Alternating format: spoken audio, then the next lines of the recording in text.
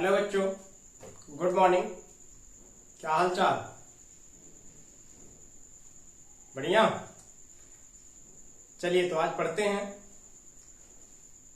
आज का जो मेरा वीडियो लेक्चर होगा वो क्लास 10th के लिए भी होगा और क्लास 12th के लिए भी होगा।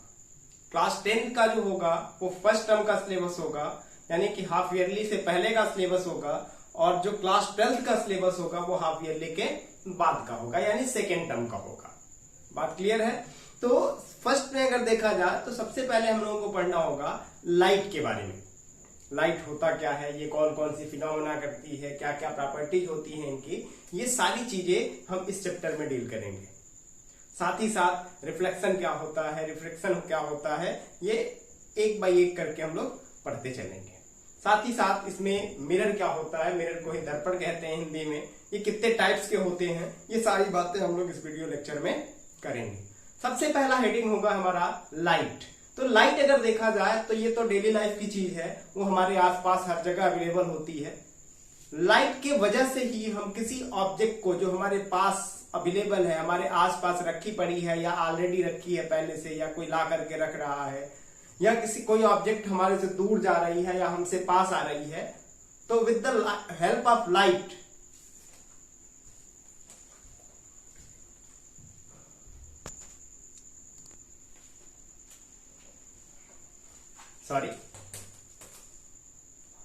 कोई ऑब्जेक्ट हमसे दूर जा रही है या कोई ऑब्जेक्ट हमारे पास आ रही है, वो हमसे कितनी ज्यादा दूरी पर होगी या हमसे कितनी नजदीक होगी। जब दूर होगी तो उसका कैसा इमेज बनेगा, जब नजदीक होगी तो उसका इमेज कैसा बनेगा, ये सारी चीज हम इसमें डील करेंगे। एक मिरर के हेल्प से डील करेंगे, रिफ्लेक्शन के हेल्प से डील करेंगे, ये सारा कुछ हम इस चैप्टर में पढ़ने वाले हैं। तो ये वीडियो बहुत ही ज्यादा मजेदार होने वाला है, तो वीडियो के अंत तक बने रहिएगा, कुछ पाना है तो चलिए देखते हैं। सबसे पहले लाइट क्या होता है। तो लाइट अगर बात किया जाए तो कहीं भी अगर एक बल्ब ग्लो करता है, कैंडल ग्लो करता है, तो हम कहते हैं कि बस लाइट आ गई, चारों तरफ प्रकाश आ गया। प्रकाश, लाइट को हिंदी में प्रकाश कहते हैं। तो होता क्या है, सबसे पहली बात तो लाइट को हम लोग कहते हैं हिंदी में प्रकाश। प्रकाश का मतलब क्या होता है, जिसके प्रेजेंस में हम किसी ऑब्जेक्ट को जो हमारे आसपास अवेलेबल हो उनको देख सकें, इसी को कहते हैं लाइट। तो अगर देखा जाए इनकी डिफिनीशन तो क्या होता है, लाइट की डिफिनीशन अगर बात किया जाए तो कहते हैं light is a form of energy which help अस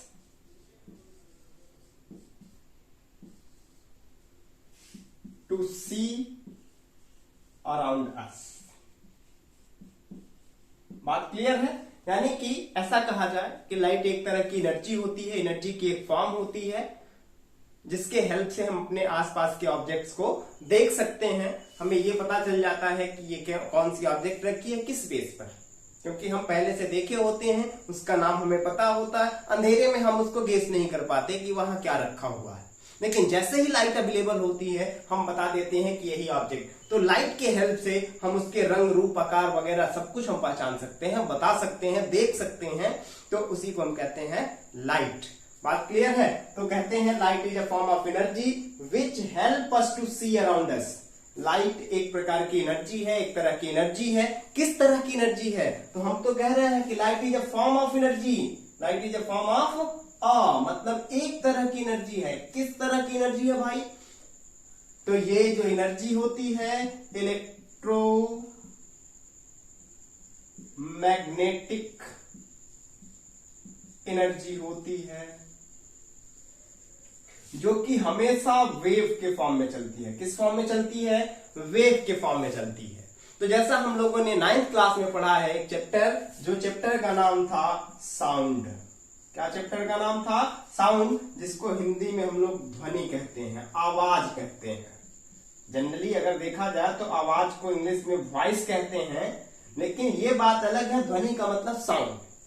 और साउंड में हम लोगों ने कहा था कि किसी भी वेव को प्रोपगेट करने के लिए, ट्रेवल करने के लिए, एक जगह से दूसरे जगह तक जाने के लिए किसी ना किसी मटेरियल मीडियम की आवश्यकता होती है। किसी विदाउट मटेरियल मीडियम के वो एक जगह से दूसरे जगह तक ट्रेवल नहीं कर पाती। लेकिन इलेक्ट्रोमैग्नेटिक वेव एक ऐसी वेव होती है जो विदाउट किसी मटेरियल मीडियम के ही एक जगह से दूसरी जगह तक प्रोपगेट कर जाती है, एक जगह से दूसरी जगह तक चली जाती है without any loss of energy.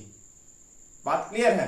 Energy loss होती भी है तो बहुत कम होती है, जो कि माइनर होता है, जिसको हम लोग नेग्लेक्ट करके चलते हैं। बात क्लियर? चलते हैं। तो साउंड में हम लोगों ने पढ़ा था कि मटेरियल मीडियम की आवश्यकता होती है वेव को चलने के लिए, लेकिन लाइट एक ऐसी एनर्जी है जिसको चलने के लिए किसी मटेरियल मीडियम की आवश्यकता नहीं होती है। तो इसी एनर्जी के फॉर्म को, इसी वेव को हम क्या कहते हैं?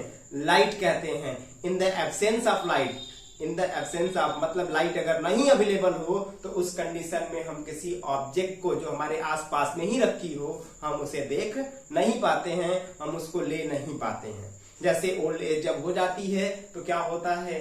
हमारे आंख के देखने की शक्ति कमजोर हो जाती है, लाइट तो जाती है अंदर बट हम सेंस नहीं कर पाते। यानी सीधी बात अगर कहा जाए तो लाइट एक ऐसी एनर्जी है जो ह्यूमन आई को सेंसेशन देती है। ह्यूमन आई को ही नहीं, जितने भी इस क्रिएचर डिपार्टमेंट लाइव ऑर्गेनिजम्स हैं, जितने भी लिविंग थिंग्स हैं, उन सबको लाइट जो होती है क्या सेंसेशन, कैसी सेंसेशन देती है? देखने की, किसी ऑब्जेक्ट को सी करने की, सीन करने की, देखने की सेंसेशन प्रदान करती है।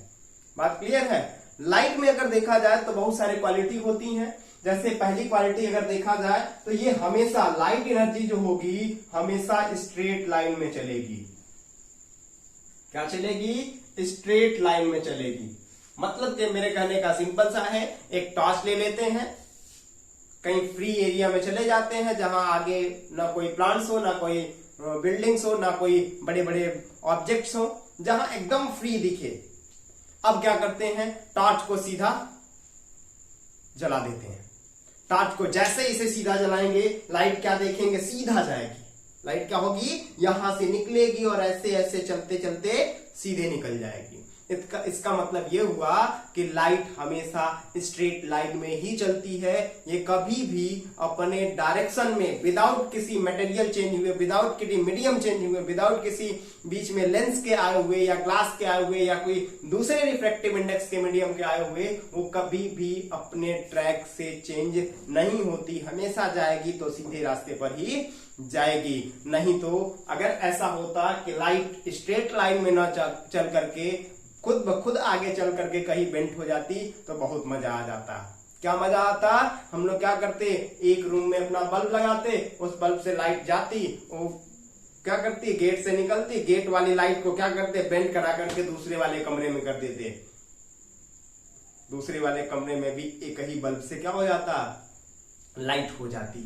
लेकिन लाइट कभी भी जब तक मीडियम नहीं बदलेंगे, बीच में कोई ब्राइट सरफेस नहीं लगाएंगे, जब तक रिफ्लेक्शन की प्रोसेस नहीं होगी, तब तक वो अपने ट्रैक से चेंज नहीं होगी। बात क्लियर है? चलिए देखते हैं, अब समझते हैं। साथ ही साथ हमने क्या कहा कि ये लाइट के पहली प्रॉपर्टी में हमने बताया कि स्ट्रेट लाइन में प्रोपगेट करती है। दूसरा हमने क्या बताया कि no need any material medium,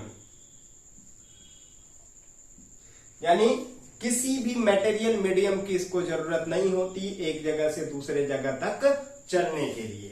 साथ ही साथ देखा जाए तो ये जो होता है मासलेस होता है। क्या होता है? मासलेस होता है। इसमें कोई मास नहीं होता, इसका कोई द्रव्यमान नहीं होता। इसका मतलब ये सीधी बात है कि इसका जब मास नहीं होता तो लाइट मैटर भी नहीं होता। बात क्लियर है? क्योंकि मैटर की हम लोगों ने प्रॉपर्टी पढ़ी है। क्या पढ़ी मैटर की प्रॉपर्टी? कि मैटर जिसमें दो क्वालिटी होना चाहिए।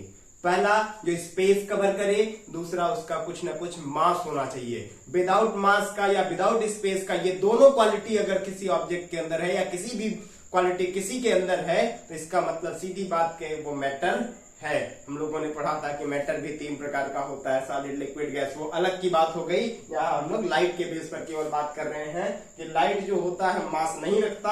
अगर मास नहीं रखता तो इसका इसको हम मैटर भी नहीं कहेंगे। बात क्लियर। स्पेस तो जनरली देखा जाए तो कवर करता है।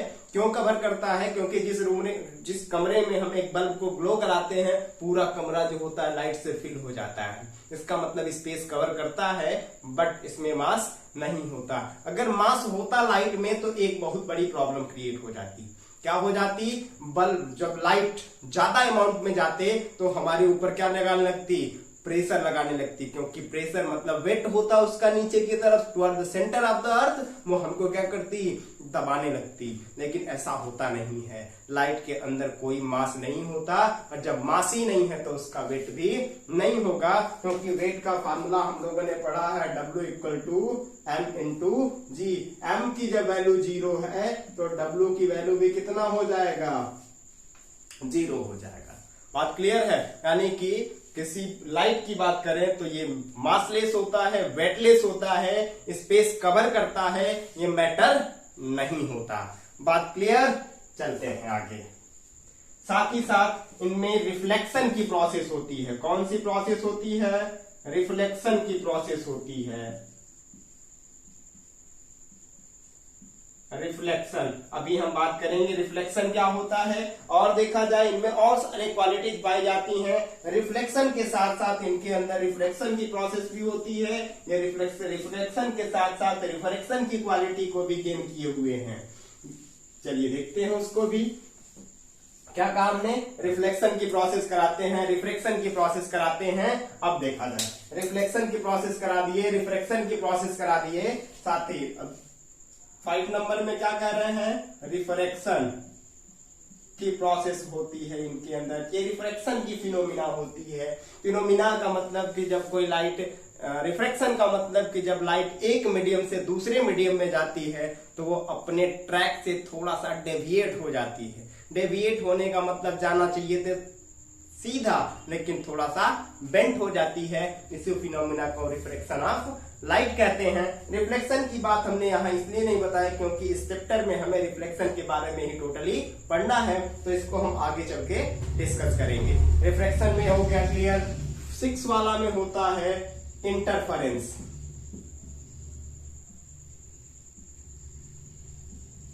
Of light. बात क्लियर है? इंटरफेरेंस भी हम लोग आगे चैप्टर्स में पढ़ेंगे, वो भी बात क्लियर हो जाएगा। इंटरफेरेंस क्या होता है? क्या देखते हैं कि कहीं लाइट की इंटेंसिटी मैक्सिमम हो जाती है, कहीं लाइट की इंटेंसिटी मिनिमम हो जाती है। इसी को कहते हैं इंटरफेरेंस ऑफ लाइट। इसी के साथ साथ अगर देखा जाए तो डिफ्रैक्शन भी होता है। डिफ्रैक्शन, जिसको हिंदी में विवर्तन कहते हैं। विवर्तन कहते हैं। इसको हम लोग व्यतिकरण कहते हैं। इसको अपवर्तन कहते हैं। इसको तो जानते हो, सीधी रेखा में चलता है, स्ट्रेट लाइन का मतलब। नो मास का मतलब नो नेट, किसी मटेरियल मीडियम की, किसी माध्यम की इसको चलने के लिए जरूरत नहीं होती। मास का मतलब द्रव्यमान नहीं होता। रिफ्लेक्शन का मतलब परावर्तन होता है। ये आगे हम लोग बात डील करेंगे कि रिफ्लेक्शन का मतलब क्या होता है। अभी हम लोग केवल इतना जानते हैं कि ये भी इनके अंदर प्रोसेस होती है। साथ ही साथ अगर देखा जाए तो पोलराइजेशन भी होता है। क्या होता है? पोलराइजेशन होता है, जिसको हम लोग हिंदी में ध्रुवण कहते हैं। ठीक है, अब इसकी बात समझते हैं। रिफ्रैक्शन में हमने बताया कि क्या होता है, एक मीडियम से जब दूसरे मीडियम में लाइट इंटर करती है तो ये अपने रास्ते से थोड़ा सा डेविएट हो जाती है। इसी प्रोसेस को हम क्या कहते हैं? Reflection of light. इंटरफेरेंस में क्या कहा कि जब दो सेम एम्पलीट्यूड की, सेम फ्रीक्वेंसी की, या सॉरी सेम फ्रीक्वेंसी की बट डिफरेंट एम्पलीट्यूड की भी हो सकती हैं, या सेम एम्पलीट्यूड की भी हो सकती हैं, जब दोनों एक साथ कंबाइन होती हैं, किसी पॉइंट पर मिलती हैं, तो कहीं इंटेंसिटी मैक्सिमम हो जाती है, कहीं मिनिमम हो जाती है। इसी प्रोसेस को, इसी फिनोमिना को इंटरफेरेंस ऑफ लाइट के नाम से जानते हैं। साथ ही साथ डिफ्रैक्शन में क्या होता है? अगर डिफ्रैक्शन की बात करें तो ये हमारे डेली लाइफ की चीज है। ये हमारे घरों पे देखने को मिलता है। कैसे देखने को मिलता है, इसकी भी बात कर लेते हैं। जैसे मान लेते हैं ये हम लोगों के घर का एक कोई रूम है। यहां पर किसी कारण बस एक छोटा सा होल छूट गया होता है। क्या देखते हैं कि इधर सन होगा, जब इससे लाइट आएगी तो इसमें क्या होता है, इतने छोटे से लाइट होल से जब लाइट पास करती है तो क्या देखते हैं, यहां से ये फैल जाती है। इसी प्रोसेस को क्या कहते हैं, डिफ्रैक्शन कहते हैं। इसी प्रोसेस को क्या कहते हैं, डिफ्रैक्शन। मतलब किसी शार्प एजेस से जब पास होती है तो वो फैलने की क्वालिटी रखती है। इसी प्रोसेस को क्या कहते हैं, डिफ्रैक्शन ऑफ लाइट। दिन में ये प्रोसेस हम लोग अपने घरों पे ही देख पाते हैं, देख सकते हैं आसानी से। कैसे, अभी हमने बताया कि कमरे में अगर कहीं एक छोटी सी होल छुटी हुई है और जब सन की लाइट उससे पास होती है तो होल होता है छोटा सा और लाइट पास होती है ऐसे मोटे से में, ज्यादा एरिया में पास होती है। इसका मतलब ये है कि वहां जब होल से पास हुई तो होल से निकलने के बाद ऐसे डाइवर्ज हो गई, फैल गई। इसी प्रोसेस को क्या कहते हैं, डिफ्रैक्शन ऑफ लाइट कहते हैं। साथ ही साथ अगर पोलराइजेशन की बात करते हैं तो पोलराइजेशन का हमने हिंदी मीनिंग बताया, ध्रुवण। क्या करते हैं, किसी के आंख पर, किसी के आंख के पास ला करके एक टार्च जला दिया जाए, क्या होता है, तुरंत उसकी आंखें बंद हो जाती हैं, उसको कुछ दिखाई नहीं देता। या फिर हम लोग जब अंधेरे कमरे से लाइट में जाते हैं या लाइट से अंधेरे कमरे में आते हैं तो स्टार्टिंग में हमें कुछ दिखाई नहीं देता। या फिर अचानक से बल्ब ला करके हमारी आंखों के सामने जला दिया जाए तो कुछ दिखाई नहीं देता। इस घटना को डजलिंग कहते हैं। डजलिंग को हिंदी में चकाचौंध कहते हैं ना, कि चकचौंधी मार दिया है, क्या कुछ दिखाई नहीं दे रहा है। जैसे अचानक ज्यादा से लाइट हो जाती है तो हम सेंस ही नहीं कर पाते हैं किधर जाएं किधर नहीं जाएं।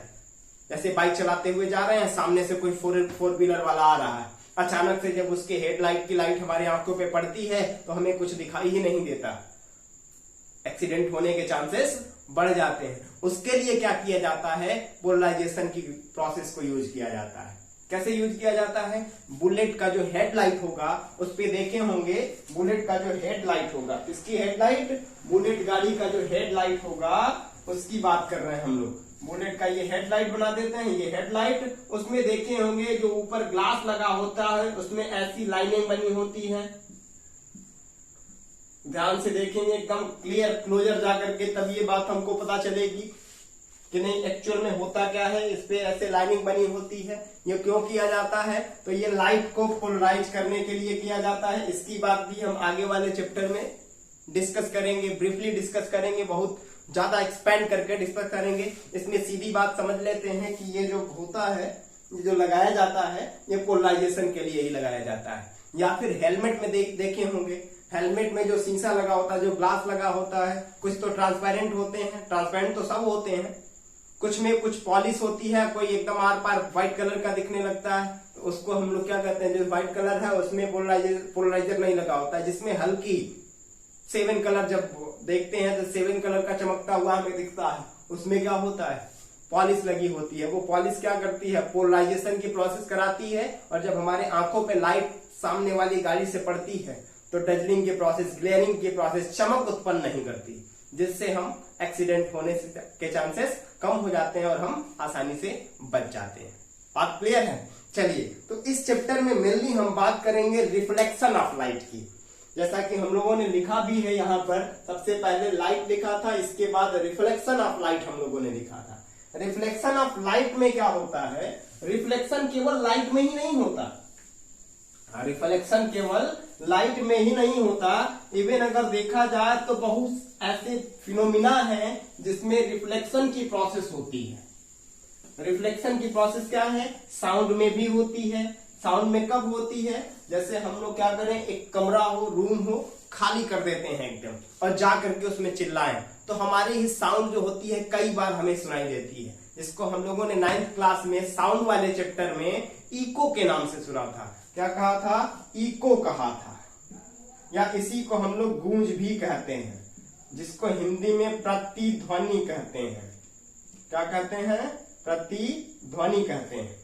इको, जिसको गूंज भी कहते हैं, गूंजने लगता है कमरा, कुछ सुनाई ही नहीं देता, क्या समझ में क्या बोला जा रहा है, क्योंकि हमारी जो साउंड जा रही है इस दीवार से, इस दीवार से, ऊपर की दीवार से, नीचे के सरफेस से, बहुत सारे जितनी भी दीवार है सबसे जाकर के स्ट्राइक करती है और रिटर्न आकर के मिक्सअप हो जाती है। जिसके कारण वो साउंड हमें सुनाई नहीं देती है। सिंपली एक बात करते हैं, एक बॉल, ये बॉल है कोई, यहां से एक बॉल को हम लोग क्या करते हैं, थ्रो करते हैं। यहां पर जब थ्रो करते हैं तो ये या तो इधर जाती है या फिर बॉल इधर आती है। तो इसमें भी कौन सी प्रोसेस होती है, रिफ्लेक्शन की प्रोसेस हो रही है। लेकिन इसमें रिफ्लेक्शन ऑफ साउंड या रिफ्लेक्शन ऑफ लाइट ना कह करके हम क्या कहेंगे, रिफ्लेक्शन ऑफ बॉल कहते हैं। बात क्लियर है? चलिए देखते हैं इसके आगे की फिनोमेना के बारे में। तो इसमें भी अगर बॉल को किसी दीवार पे फेंका जाए या फिर जब बॉल किसी क्रिकेट पिच पर टकराती है नीचे, तो क्या होती है, क्रिकेट पिच पर ऐसे टकराती है फिर ऐसे जाती है। तो यहां भी क्या हुआ है, लाइट इससे टकराई, कोलाइड की, स्ट्राइक की और फिर से इस डायरेक्शन में चली गई। तो इस प्रोसेस को क्या कहते हैं, रिफ्लेक्शन ही कहते हैं। बात क्लियर ना? यही सेम फिनोमिना लाइट में होता है। लाइट में क्या होता है, बशर्ते थोड़ी सी डिफरेंस हो जाती है लाइट में। लाइट के लिए ये हर तरह के मीडियम से, हर तरह के सरफेस से रिफ्लेक्ट नहीं होता। ये जनरली ब्राइट सरफेसेस से ही क्या होता है, रिफ्लेक्ट होता है। किस तरह के सरफेसेस से, ब्राइट सरफेसेस से रिफ्लेक्ट होता है। तो उसके लिए भी हम लोग अगर बात करें तो रिफ्लेक्शन को हिंदी में प्रकाश का परावर्तन कहते हैं। रिफ्लेक्शन ऑफ लाइट को हिंदी में क्या कहते हैं, प्रकाश का परावर्तन। ठीक है, प्रकाश के परावर्तन की बात करें तो ये जब भी किसी लाइट को अगर देखा जाए, ये लाइट एक हम लोगों ने बना दिया ब्राइट और प्लेन सरफेस। ये किस तरह का सरफेस होगा, ब्राइट सरफेस होगा। ब्राइट का मतलब चमकदार ना, चमकदार, चमकदार होगा, साथ ही साथ प्लेन होगा, स्मूथ होगा। ठीक है, ये इस तरह की क्वालिटी इस सरफेस के अंदर होगी तो रिफ्लेक्शन की फिनोमिना होगी। केवल जरूरी नहीं है कि प्लेन होगा तभी, ये रफ सरफेस भी हो सकता है, रफ सरफेस भी हो सकता है तब भी रिफ्लेक्शन की प्रोसेस होती है। वहां भी हम लोग बात करेंगे कि आखिर वहां पर किस तरह का रिफ्लेक्शन होगा, है ना। जैसे हम लोग क्या करें, कंकड़ पत्थर नीचे खूब हो और एक बॉल को ऐसे पटक रहे हैं, तो उस कंडीशन में क्या होता है, बॉल कोई जरूरी नहीं है कि सामने जो पर्सन है उसी के हाथ में जाएगी। बॉल ऐसे हमने थ्रो किया, यहां पर बहुत सारे कंकड़ पत्थर हमने रखे हुए हैं। यहां पर जब बॉल थ्रो करते हैं तो अभी जो इसके पहले देखे थे क्या इधर गया था, लेकिन अब क्या होता है, चांसेस हो जाता है कि इधर भी आ जाए, इधर भी आ सकता है, इधर भी जा सकता है, किसी भी डायरेक्शन में वो जा सकता है। क्लियर नहीं रहता कि नहीं जो सेकंड प्लेयर है उसी के हाथ में ही जाएगा। तो इसमें क्या होगा, जो रिफ्लेक्शन ऑफ लाइट होगा वो कुछ अलग तरह का होगा, आगे हम लोग डील करेंगे। बात क्लियर? चलिए देखते हैं रिफ्लेक्शन की प्रोसेस क्या होता है।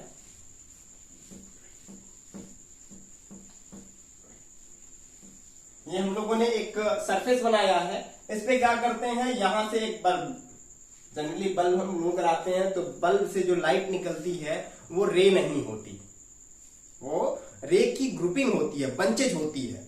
लेकिन हमें क्या करना है, रिफ्लेक्शन की प्रोसेस को अगर देखना है तो जनरली हम लोग एक की बात करते हैं, एक लाइट की बात करते हैं, एक रे की बात करते हैं।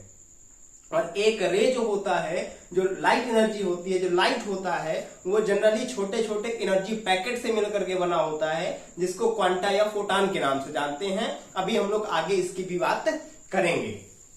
लाइट के लिए हमने क्या कहा कि लाइट किससे बना हुआ है, फॉर्मेशन किससे हुआ है इनका, तो कहते हैं ये छोटे छोटे एनर्जी पैकेट से मिलकर के बना हुआ है, जिसको हम लोग क्वांटा कहते हैं या फिर फोटान कहते हैं। बात क्लियर? फोटान की ग्रुपिंग जब होती है तो रे का फॉर्मेशन होता है, और जब रे की बंचिंग होती है, ग्रुपिंग होती है, तो बीम का फॉर्मेशन होता है, लाइट बीम का फॉर्मेशन होता है। अभी हम लोग इसके बारे में भी डील करेंगे। तो यहां पर हम बात कर रहे हैं कि यहां से एक लाइट रे आ रही है, तो ये क्या होगी, सीधा ऐसे आएगी। ठीक है, इंसिडेंट होने की डायरेक्शन को हम लोगों ने दिखा दिया। जब ये इस सरफेस के इस पॉइंट से कोलाइड करेगा, टकराएगा, तो ये क्या करेगा, इनको बाउंस कर देगा, बाउंस बैक कर देगा।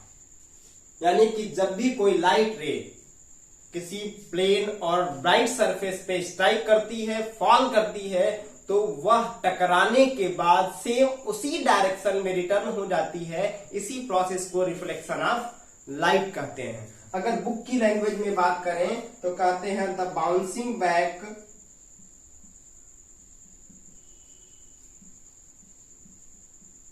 Of light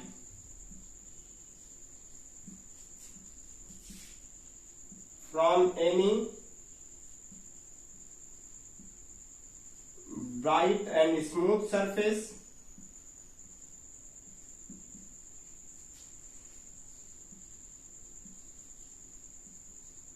is called as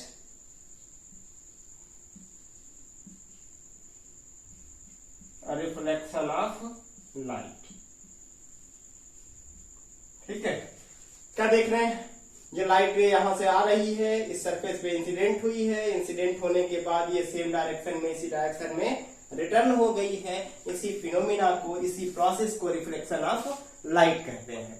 ये जिस पॉइंट पर स्ट्राइक की है, जिस पॉइंट पर कोलाइड की है, जिस पॉइंट पर इंसिडेंट हुई है, फॉल हुई है, उस पॉइंट से एक नॉर्मल इस प्लेन से ड्रॉ कर देते हैं, जिसको हम लोग क्या कहते हैं, नॉर्मल कहते हैं। क्या कहते हैं, नॉर्मल कहते हैं। और ये लाइट जो ऊपर से आकर के इस पर स्ट्राइक कर रही है, इसको इंसिडेंट रे कहते हैं। क्या कहते हैं, इंसिडेंट रे, जिसको हिंदी में आपतित किरण कहते हैं। क्या कहते हैं, इंसिडेंट रे या फिर आपतित किरण कहते हैं। जब ये यहां से आकर के इस सरफेस पे स्ट्राइक की है तो ये सेम उसी डायरेक्शन में रिटर्न हो गई है। ये जो रिटर्न वाली लाइट है इसको रिफ्लेक्टेड लाइट कहते हैं, रिफ्लेक्टेड रे कहते हैं या फिर परावर्तित किरण कहते हैं। क्लियर है, चलिए फिर देखते हैं कि ये जो इंसिडेंट रे है और ये नॉर्मल है, इनके बीच एक एंगल बना है जिसको एंगल ऑफ इंसिडेंट कहते हैं। अब ये नॉर्मल के बीच और इंसिडेंट रे के बीच बनी हुई है, इसीलिए इसका नाम हम लोगों ने इंसिडेंट रे दिया। और ये इंसिडेंट आई से स्टार्ट हुआ था, इसीलिए हम लोग इस एंगल को भी आई से डिनोट कर देते हैं।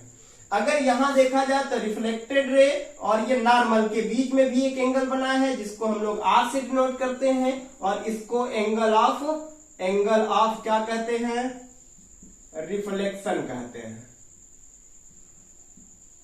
क्या कहते हैं, एंगल ऑफ रिफ्लेक्शन। जनरली अगर देखा जाए तो रिफ्लेक्शन आर से स्टार्ट हुआ था, इसीलिए हम लोग क्या कर दिए, आर से डिनोट कर दिए।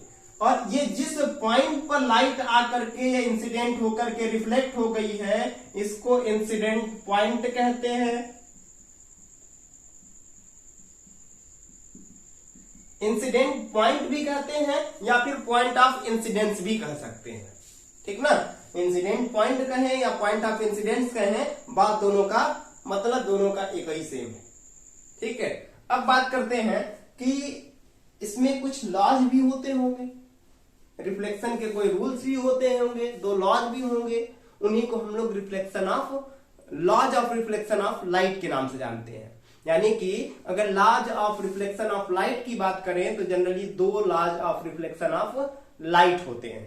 पहला जो लॉ होता है उसमें अगर देखा जाए, अब देखिए, अगर ये तो बुक की लैंग्वेज हम लोगों ने बात की, लॉ अभी बताएंगे, ये हम लोग बुक की लैंग्वेज की बात कर दी है। अगर खुद की लैंग्वेज में बात करें तो क्या कहते हैं, when a light ray incident on a surface, किस तरह का surface, plane and bright surface, when a light ray incident on a plane and bright surface, it get reflected in the same direction, in the same medium, is called as reflection of light।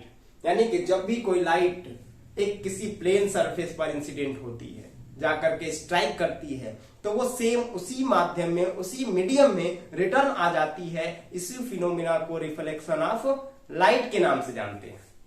ठीक है, ये अपने language की बात करते हैं। तो अब देखा जाए इसमें दो लॉज कौन कौन से होंगे।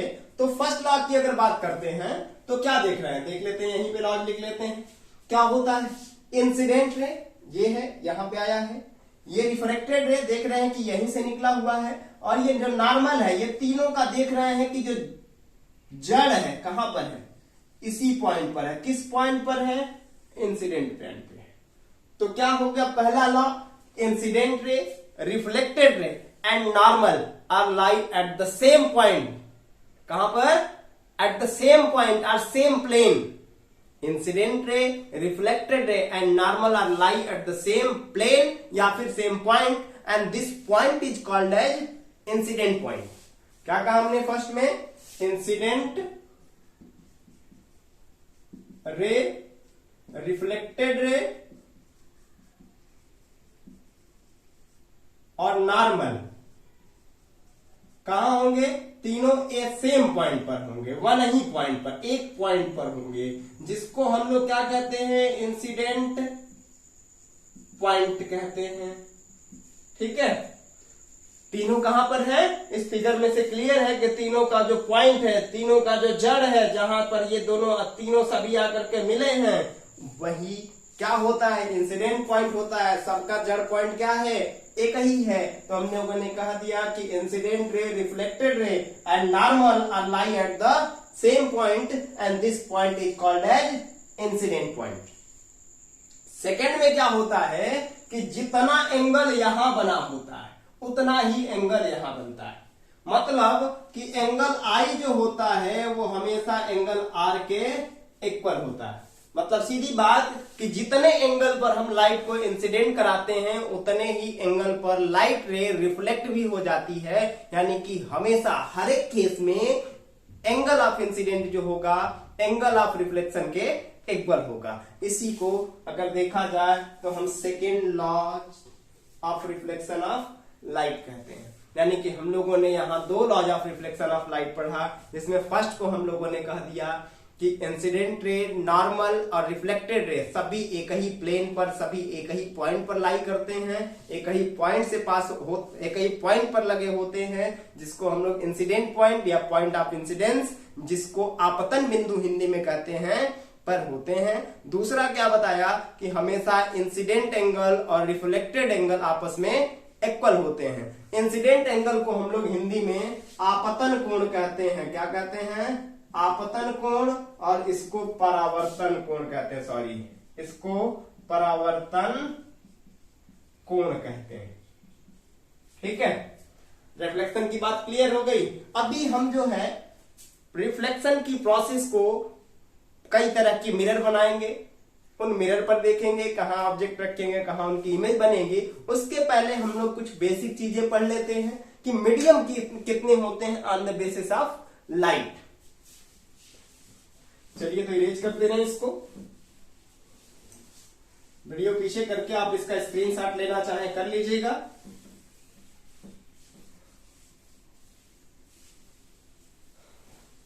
चलिए बात करते हैं classification of matter. Classification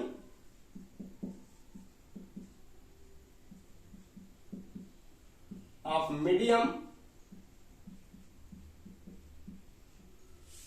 on the basis of light. Light के बेस पर हमें मीडियम की बात करनी है कि लाइट के बेस पर कितने तरह के मीडियम हो सकते हैं. अगर लाइट के बेस पे बात करते हैं तो मीडियम तीन तरह का होगा. कितने टाइप्स का होगा? तीन तरह का. यानी सीधी बात, हेडिंग की बात करते हैं तो हम लोगों ने लिखा है कि लाइट के बेस पर मीडियम को कितने भागों में बांटा गया है, कितने उसके पार्ट हो सकते हैं मीडियम के. तो हमने कहा कि मीडियम के तीन पार्ट हो सकते हैं. कौन कौन सा हो सकता है? ट्रांसपेरेंट. क्या क्या हो सकता है? ट्रांसपेरेंट, जिसको हिंदी में पारदर्शी कहते हैं. दूसरा हो सकता है ट्रांसलूसेंट, जिसको हिंदी में पारभासी कहते हैं.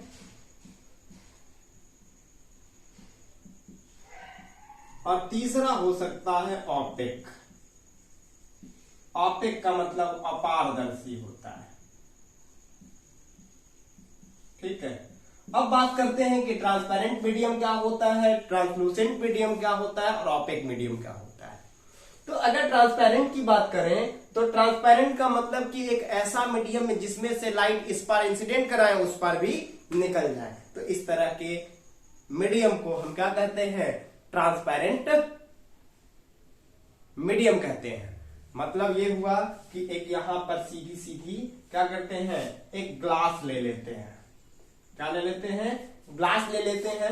या फिर कहा जाए एयर की बात, एयर में क्या होता है, हम यहां से आपके बीच में खड़े हैं, हम इसके बीच में क्या होंगे, बहुत सारे एयर के पतले पतले लेयर्स होंगे। जब हम यहाँ से टॉर्च जलाते हैं तो लाइट वहां तक पहुंच जाती है। मतलब एक लेयर से दूसरे लेयर, दूसरे लेयर से तीसरे लेयर, तीसरे से चौथे, चौथे से पांचवे, इस तरह करते करते जो लाइट होती है वो बहुत बार मीडियम को क्रॉस करते हुए एयर में एक जगह से दूसरी जगह तक पहुंच जाती है।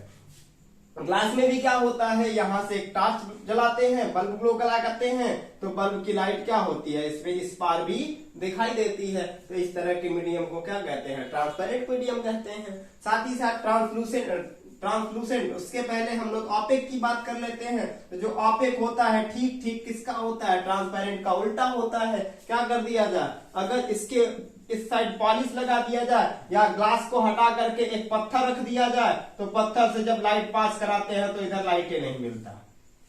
इसका मतलब क्या है कि एक ऐसा मीडियम जिसमें लाइट आर पार न जाए, दूसरे साइड न जाए, उस तरह के मीडियम को ऑपेक मीडियम कहते हैं। और एक ऐसा मीडियम जिसमें लाइट एक पार से दूसरे पार चली जाए, उस तरह के मीडियम को ट्रांसपेरेंट मीडियम कहते हैं। साथ ही साथ अब आप ट्रांसलूसेंट की बात करते हैं, तो अब क्या, ये तो देख रहे हैं कि इन दोनों के बीच में ही है बेचारा, ये जाने दे रहा है, ये नहीं जाने दे रहा है। तो ये वाला क्या होगा, सस्पेंस में होगा कि जाने दें कि न जाने दें। लाइट को उस पर जाने दे कि न जाने दे, तो क्या करेगा, आधा को रोक लेगा, आधा को जाने देगा। मतलब कि एक ऐसा मीडियम जो पार्शियली लाइट को उस पार जाने दे। पार्शियली का मतलब धीरे धीरे करके कम पार्ट में ब्लर लाइट जाने दे उस पार, तो हम इसको क्या कहते हैं, ट्रांसलूसेंट मीडियम कहते हैं। यानी कि जिसमें लाइट परफेक्टली उस पार ना जाए, हल्का हल्का जाए। जैसे क्या करते हैं, एक पेपर ले लेते हैं, उसको ऑयल में डुबा देते हैं, डुबाने के बाद फिर निकाल देते हैं, फिर देखते हैं ऐसे आंख के सामने रख करके, आर पार हल्का हल्का धुंधला सा दिख जाता है, ब्लर ब्लर दिख जाता है। या फिर एक जनरली ग्लास ले लेते हैं, ट्रांसपेरेंट ग्लास, और उसको बालू पेपर से खूब ऐसे ऐसे रगड़ देते हैं। रगड़ने के बाद फिर अब ऐसे देखेंगे तो पहले जब बिना रगड़े देख रहे थे तो इस पार से उस पार क्लियर दिख रहा था। जैसे ही हम लोगों ने उसको रगड़ दिया, अब इस पार से उस पार जो लाइट जाती है वो कम जाती है, या उस पार का ऑब्जेक्ट हमें क्लियरली नहीं दिखता। तो इसको हम लोग क्या कहते हैं, ट्रांसलूसेंट मीडियम कहते हैं। यानी सीधी बात, ऑयल पेपर की बात कर रहे हैं और स्क्रैच्ड ग्लास की बात कर रहे हैं। इसमें हमें जो लाइट मिलती है एक पार से दूसरे पार तक जाते हुए, वो परफेक्टली नहीं जाती, वो क्या होती है, पार्शियली जाती है, कम ही मात्रा में पहुंच पाती है। इस साइड लाइट इंसिडेंट कराए तो इधर ज्यादा होता है, इधर कम मिलती है। तो इस तरह के मीडियम को क्या कहते हैं, ट्रांसलूसेंट मीडियम कहते हैं।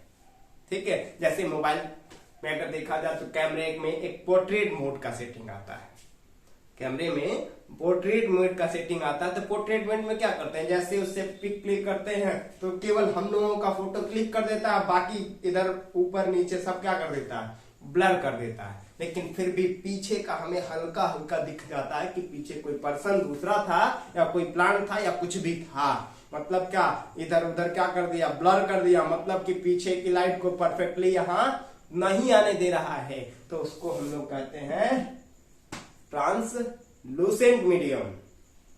बात क्लियर।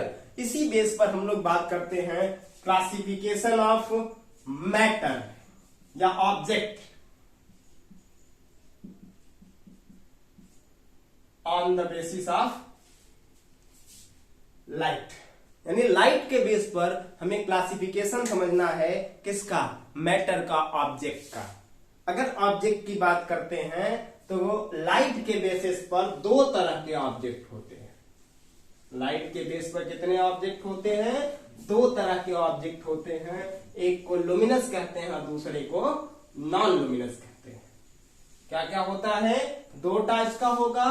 कितने टाइप्स का, दो टाइप्स का। फर्स्ट को हम लोग लुमिनस कहेंगे, LUMINOUS, लुमिनस, और इसको नॉन लुमिनस कहते हैं। ठीक है, लुमिनस को अगर हिंदी में देखा जाए तो दीप्त कहते हैं, दीप्त या प्रदीप्त कहते हैं, और इसको अगर देखा जाए तो अदीप्त कहते हैं। ठीक ना। अब नाम से तो क्लियर हो जाता है, हिंदी वाले नाम से एकदम क्लियर हो जाता है लुमिनस क्या होगा, नॉन लुमिनस क्या होगा। लुमिनस ऑब्जेक्ट का मतलब जो होता है जो अपने अंदर से अपनी लाइट निकाले, अपने अंदर से लाइट को इमिट कराए, बाहर निकाले, जिसका खुद का अपने पास लाइट हो, उसको लुमिनस ऑब्जेक्ट कहते हैं। तो क्या कहा हमने, the objects which emit light itself, या फिर the objects which emits its own light are called as luminous object. But ये क्या होते हैं, इनके पास अपनी लाइट नहीं होती, ये किस पर डिपेंड होते हैं, लुमिनस ऑब्जेक्ट पर। नॉन लुमिनस की बात करें तो ऐसे ऑब्जेक्ट जिनके पास अपनी खुद की लाइट नहीं होती, वो लुमिनस ऑब्जेक्ट से लाइट लेकर के चमकते हैं, दिखाई पड़ते हैं, तो इन तरह के ऑब्जेक्ट को नॉन लुमिनस ऑब्जेक्ट कहते हैं। इनमें अगर देखा जाए तो जैसे सन की बात करते हैं, सन की बात करते हैं, इलेक्ट्रिक बल्ब की बात करते हैं, लैंप की बात करते हैं, कैंडल की बात करते हैं, तो ये सभी लुमिनस ऑब्जेक्ट है। सन तो हमें पता चल रहा है कि सन जो होता है हमें ऑलरेडी जलता हुआ दिखता है, इससे लाइट हमें मिलती रहती है, तो ये क्या हो गया, लुमिनस हुआ। लेकिन इसके पहले की कहानी समझते हैं। सन हमें पता है कि हाइड्रोजन है, क्या है, हाइड्रोजन का एक बहुत बड़ा जलता हुआ गोला है। हाइड्रोजन गैस उसमें बर्न आउट होती है, बर्न होती है, और बर्न होकर के लाइट का फॉर्मेशन करता है, साथ ही साथ हीट एनर्जी जनरेट करता है। तो उसकी बात अभी हम लोग करेंगे। तो लेकिन क्या देख रहे हैं, इसके अंदर हाइड्रोजन कहाँ होता है, सन के अंदर ही होता है, सन उसी से मिलकर के बना है, तो उसके अंदर ही ये सारे फिनोमिना हो रहे हैं, और अपने अंदर से ही लाइट को क्या कर रहा है, इमिट कर रहा है। तो इसलिए हम इसको क्या कहते हैं, लुमिनस ऑब्जेक्ट की कैटेगरी में रखते हैं। उसी तरह से यहां देखो बल्ब हमने लिखना भूल गया है। इलेक्ट्रिक बल्ब की बात कर लेते हैं। अगर इलेक्ट्रिक बल्ब की बात करते हैं तो इलेक्ट्रिक बल्ब तो क्या विदाउट बैटरी को तो जलेगा नहीं, विदाउट किसी इलेक्ट्रिक सोर्स के तो जलेगा नहीं। इसका मतलब कि ये भी, इसके पास भी अपना खुद का लाइट है नहीं, इसके पास अपना खुद का लाइट नहीं है, तो ये नॉन लुमिनस होना चाहिए। बट इलेक्ट्रिक बल्ब को हम तभी लुमिनस ऑब्जेक्ट कहेंगे जब ये जल रहा होगा, ग्लो कर रहा होगा, अपने अंदर से लाइट को निकाल। अगर ये बंद होगा ना, ये अगर जल नहीं रहा होगा, ग्लो नहीं कर रहा होगा, तो इसको नॉन लुमिनस की कैटेगरी में हम डाल सकते हैं। ठीक ना। तो उसके पीछे का राज समझते हैं कि आखिर इलेक्ट्रिक बल्ब को हम लोग लुमिनस ऑब्जेक्ट क्यों ट्रीट करते हैं, नॉन लुमिनस क्यों नहीं ट्रीट करते हैं। इसलिए नहीं ट्रीट करते हैं क्योंकि ये एक हम लोग बना देते हैं एडिसन का बल्ब। ये थॉमस एल्वा एडिसन का एक बल्ब है। इन्होंने इसमें क्या किया था, फिलामेंट लिया था, यहां से इसको कनेक्ट करते और यहां पर 2 वायर कनेक्ट करके और बल्ब ग्लो करा रहे थे। तो ये बल्ब हो गया, वायर हो गया, इसमें ला करके यहाँ एक बैटरी इन्होंने कनेक्ट किया हुआ था, और बैटरी के हेल्प से बल्ब क्या करता था, ये लाइट दे रहा था ना। इसका मतलब ये हो गया कि ये बल्ब जो ग्लो कर रहा है, तो ऐसा नहीं है कि बाहर से इसके ऊपर लाइट जा रही है हमको दिख रहा है। क्या होता है, इसके अंदर से बाहर लाइट आ रही है। क्या हो रही है, इसके अंदर से बाहर लाइट आ रही है। तो जिस अपने अंदर से निकालना ना, भले वो कहीं से लिया, भले ही वो कहीं से लिया हो, क्या कर रहा है, इलेक्ट्रिकल एनर्जी को लाइट एनर्जी में कन्वर्ट कर दे रहा है। इसको इलेक्ट्रिकल एनर्जी को लाइट एनर्जी में कन्वर्ट कर दे रहा है। तो इसलिए इसको क्या कहेंगे, हम लुमिनस ऑब्जेक्ट कहेंगे, नॉन लुमिनस नहीं कहेंगे। क्यों नहीं कहेंगे, क्योंकि अपने अंदर से, अपने अंदर का निकाल रहा है, अपने अंदर की एनर्जी को दे रहा है हमें, इसीलिए इसको हम क्या कहते हैं, लुमिनस कहते हैं। लेकिन जैसे ही यहां से पावर कट करेंगे, क्या होगा, ये ग्लो करना बंद कर देगा। अब इस कंडीशन में इसको हम लोग नॉन लुमिनस कहेंगे। क्यों कहेंगे, क्योंकि ये नहीं दिखेगा। जैसे कमरे में बल्ब लगा होता है बोर्ड में, और लाइट चली जाती है तो बल्ब दिखता है, नहीं दिखता है। क्या करता है, ऐसे ऐसे करके हम लोगों को जाना पड़ता है बोर्ड के पास बल्ब को जला बंद करने के लिए, पंखे को बंद करने के लिए। अगर वो बल्ब लाइट कटने के बाद भी दिखता तो हम कहते हैं नहीं भैया, लाइट कटने के बाद भी लुमिनस ऑब्जेक्ट है। बट ऐसा होता नहीं है। लाइट क्या होता है, बल्ब क्या होता है, जब ग्लो नहीं कर रहा है तो नॉन लुमिनस की तरह ट्रीट करेंगे, और जब ग्लो कर रहा होगा तो लुमिनस की तरह ट्रीट करेंगे। उसी तरह से हम लोग कैंडल की बात करते हैं। लैंप बात कर लेते हो तो लैंप में क्या होता है, फ्लेम जलती है, आग जलती है, या फिर इलेक्ट्रिक बल्ब भी जलता है। तो अगर इलेक्ट्रिक लैंप है तो इसकी बात बल्ब से हेल्प से हम लोग कर लेंगे कि जब जल रहा होगा तो लुमिनस कहेंगे और नहीं जल रहा होगा तो नॉन लुमिनस कहेंगे। उसी तरह से यहाँ कैंडल की बात करते हैं तो ये हम लोग कैंडल जला लेते हैं, ये कैंडल हो गया। देखो आगे लिखते हैं, ये हम लोग क्या करते हैं, यहाँ पर एक कैंडल बना लेते हैं और उसी कैंडल के हेल्प से अब हम लोग देखेंगे। ये एक कैंडल हो गया, ठीक है, ये एक कैंडल हो गया। इसमें क्या होता है, जब इसको जलाते हैं तो ये क्या करता है, ये अपने अंदर से लाइट को ऐसे निकालता है। तो क्या कर रहा है, ऐसा नहीं ना है कि इधर से लाइट जा रहा है तो ये हमको दिख रहा है, नहीं ना, ये अपने अंदर से खुद ही लाइट को बाहर दे रहा है। क्या दे रहा है, बाहर दे रहा है। इसलिए हम इसको क्या कहते हैं, अपने अंदर से लाइट ये भी निकाल रहा है, इसलिए इसको हम लोग क्या कहते हैं, लुमिनस ऑब्जेक्ट कहते हैं। कब के कंडीशन में, जब ये जल रहा होगा तब के कंडीशन में, ठीक है। चलिए देखते हैं। लेकिन जैसे ही ये बुझ जाता है, ये बुझ गया, यहां से छोटा सा एक तो यार निकला होगा, बुझ गया है। जैसे ही ये बुझ गया ना, अब इसको हम लोग लुमिनस ऑब्जेक्ट नहीं कहेंगे। क्यों नहीं कहेंगे, क्योंकि हवा मार देता है, ये बुझ जाता है तो ये दिखता नहीं है भी कहाँ है। जब तक टॉर्च नहीं जलाते, जब तक माचिस जला के ऐसे ऐसे ढूंढते नहीं है, तो इसका मतलब क्या, ये जब जल रहा है तभी तक ये दिखाई पड़ता है कहाँ रखा है कहाँ नहीं रखा है। जैसे ही ये बुझ जाता है, ये हमें क्लियर अब हमें दिखता ही नहीं है। इसका मतलब कि जब ये बुझ गया तो ये नॉन लुमिनस होगा, और जब तक जल रहा है तब तक ये लुमिनस होगा। बात क्लियर ना। चलिए फिर समझते हैं हम लोग नॉन लुमिनस ऑब्जेक्ट की बात। लुमिनस की बात तो खत्म हो गई, ये कहानी की तरह था एकदम। अब नॉन लुमिनस की भी बात करके खत्म ही कर देते हैं आज। चलिए देख लेते हैं इसके बारे में भी।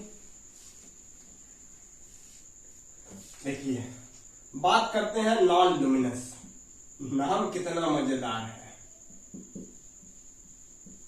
Non luminous. अरे भैया देखो ना, लुमिनस जो होता है ना, सचिन तेंदुलकर, सचिन तेंदुलकर जी इसका प्रचार करते हैं। बैटरी आती है लुमिनस की, अच्छी होती है या बेकार वो तो दुकान वाले जानेंगे, हम लोग क्या जाने। देखते हैं नॉन लुमिनस लेके जानते हैं। सबसे बढ़िया बात क्या है, जो लुमिनस की बैटरी या कॉमनो बैटरी आ जाए ना, वो खुद अपने अंदर से लाइट नहीं निकालती है, खुद अपने अंदर से लाइट नहीं निकालती है। जब उसके बगल में एक तो बल्ब जलता है तभी दिखाई देती है। मतलब लुमिनस नाम गलत लिखे हैं, उसके अंदर से लाइट नहीं निकलती है। यानी कि वो भी जो लुमिनस की बैटरिया होती है वो नॉन लुमिनस होती है। तो नॉन लुमिनस की बात करें तो ये नॉन लुमिनस किस पे डिपेंड होते हैं, लुमिनस पे।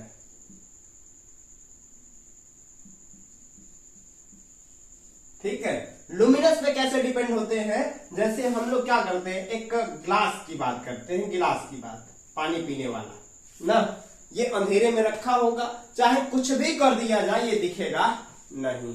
कब तक नहीं दिखेगा, जब तक इधर एक तो बल्ब न जल जाए, जब तक इधर से लाइट न आने लगे। तो ये क्या था, बल्ब लुमिनस ऑब्जेक्ट था कि नहीं, लुमिनस ऑब्जेक्ट था। जब इसकी लाइट इस पर आकर के पड़ी तब ये जाकर के हमको क्या होता है, दिखाई पड़ता है, होता है ना।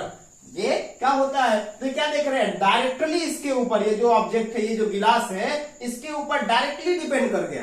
तो इसलिए हम इसको अब किस कैटेगरी में रखते हैं, नॉन लुमिनस की कैटेगरी में रखते हैं। यानी कि जिनके पास अपनी खुद की लाइट नहीं होगी, वो कभी खुद से दिखाई नहीं देंगे, किसी दूसरे ऑब्जेक्ट जो लाइट वाला होगा, लुमिनस ऑब्जेक्ट होगा, उनकी जब लाइट निकलेगी तो उनके हेल्प से, उनके प्रेजेंस में ये लोग दिखाई देंगे। इनको क्या कहते हैं, नॉन लुमिनस। जैसे क्या होता है, ग्लास हो सकता है, और क्या, अर्थ भी है, चेयर भी है, हम लोग भी हैं, ह्यूमन बींग्स भी है, जितने एनिमल्स हैं, जितने प्लांट्स हैं, सब कुछ क्या है, नॉन लुमिनस है।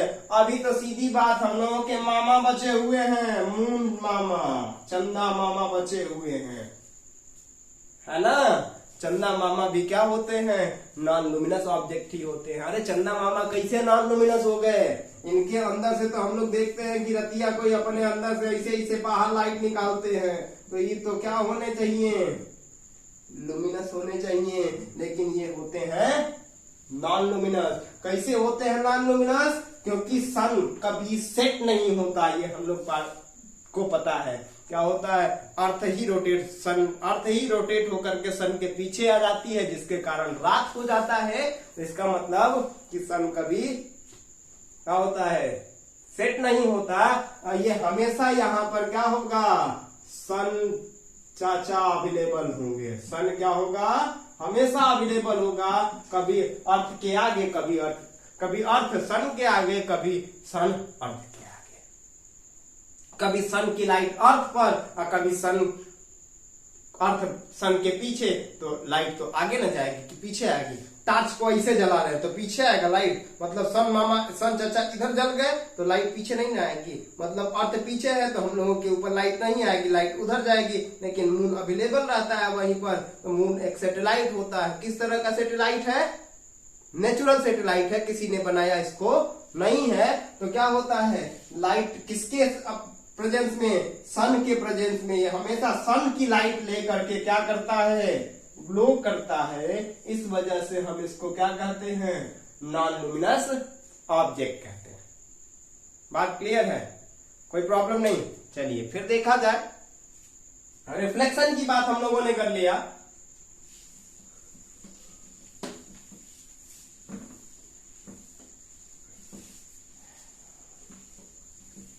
रिफ्लेक्शन की अभी हम लोगों ने बात की ना। रिफ्लेक्शन के बाद हम लोगों का जो टॉपिक स्टार्ट होगा मिरर होगा। मिरर, जो कि अगले वीडियो में हम लोग बात करेंगे। मिरर के बारे में आप लोगों के पास बुक अवेलेबल होगा तो बुक से थोड़ा बहुत देख लीजिएगा, नहीं तो हम तो है ही अगले दिन पढ़ाने के लिए। मिरर आपके पास जो भी रेफरेंस बुक अवेलेबल होगी उससे एक बार पढ़ लीजिएगा, बाकी तो हम बताएंगे ही। आज के लिए बस इतना ही। वीडियो अगर अच्छा लगे तो लाइक करिए, शेयर करिए, और अगर आप हमारे चैनल पर नए हो तो सब्सक्राइब कर दीजिए। रेड वाला बटन दबा करके अंगूठा भी दबा दीजिएगा। चलिए, धन्यवाद।